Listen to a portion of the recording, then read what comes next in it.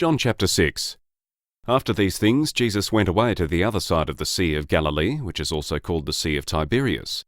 A great multitude followed him, because they saw his signs which he did on those who were sick. Jesus went up into the mountain, and he sat there with his disciples. Now the Passover, the feast of the Jews, was at hand. Jesus therefore, lifting up his eyes, and seeing that a great multitude was coming to him, said to Philip, "Where are we to buy bread that these may eat?" This he said to test him, for he himself knew what he would do.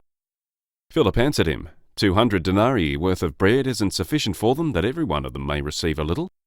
One of his disciples, Andrew, Simon Peter's brother, said to him, "There's a boy here who has 5 barley loaves and 2 fish, but what are these among so many?"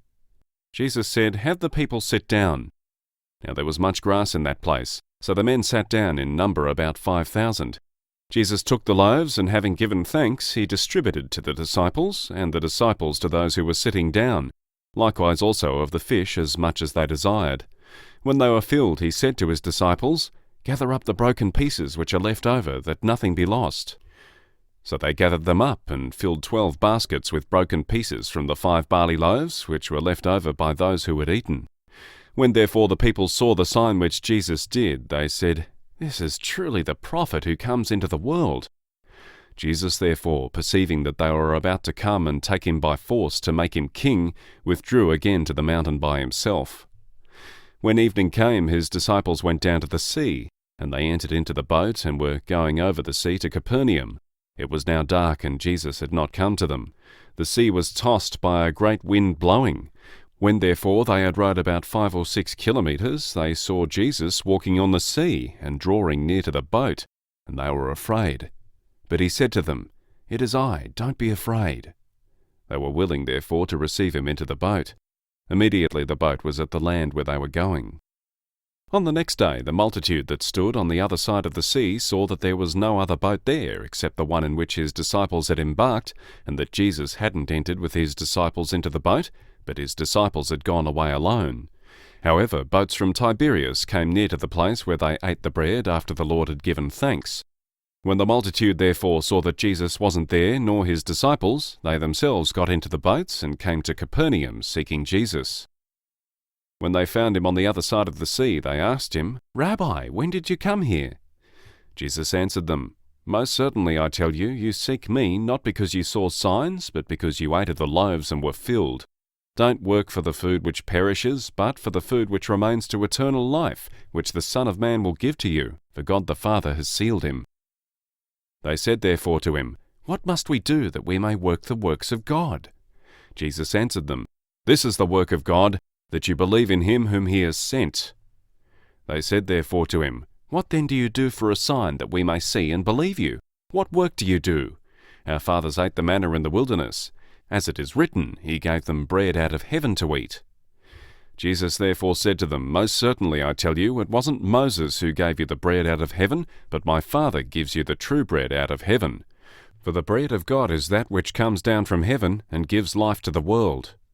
They said therefore to him, "Lord, always give us this bread." Jesus said to them, "I am the bread of life. He who comes to me will not be hungry, and he who believes in me will never be thirsty. But I told you that you have seen me, and yet you don't believe. All those whom the Father gives me will come to me. He who comes to me I will in no way throw out. For I have come down from heaven, not to do my own will, but the will of him who sent me. This is the will of my Father who sent me, that of all he has given to me I should lose nothing, but should raise him up at the last day. This is the will of the one who sent me, that everyone who sees the Son and believes in him should have eternal life, and I will raise him up at the last day." The Jews therefore murmured concerning him, because he said, "I am the bread which came down out of heaven." They said, "Isn't this Jesus, the son of Joseph, whose father and mother we know? How then does he say, 'I have come down out of heaven'?" Therefore Jesus answered them, "Don't murmur among yourselves. No one can come to me unless the Father who sent me draws him, and I will raise him up in the last day. It is written in the prophets, they will all be taught by God. Therefore everyone who hears from the Father and has learned comes to me. Not that anyone has seen the Father, except he who is from God, he has seen the Father. Most certainly I tell you, he who believes in me has eternal life. I am the bread of life. Your fathers ate the manna in the wilderness, and they died. This is the bread which comes down out of heaven, that anyone may eat of it and not die. I am the living bread which came down out of heaven. If anyone eats of this bread, he will live forever. Yes, the bread which I will give for the life of the world is my flesh." The Jews therefore contended with one another, saying, "How can this man give us his flesh to eat?" Jesus therefore said to them, "Most certainly I tell you, unless you eat the flesh of the Son of Man and drink his blood, you don't have life in yourselves. He who eats my flesh and drinks my blood has eternal life, and I will raise him up at the last day. For my flesh is food indeed, and my blood is drink indeed. He who eats my flesh and drinks my blood lives in me, and I in him. As the living Father sent me, and I live because of the Father, so he who feeds on me, he will also live because of me. This is the bread which came down out of heaven, not as our fathers ate the manna and died. He who eats this bread will live forever." He said these things in the synagogue as he taught in Capernaum.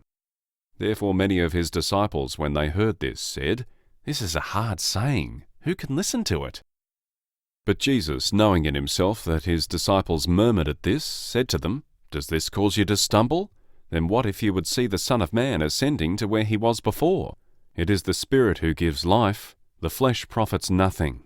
The words that I speak to you are spirit and are life, but there are some of you who don't believe."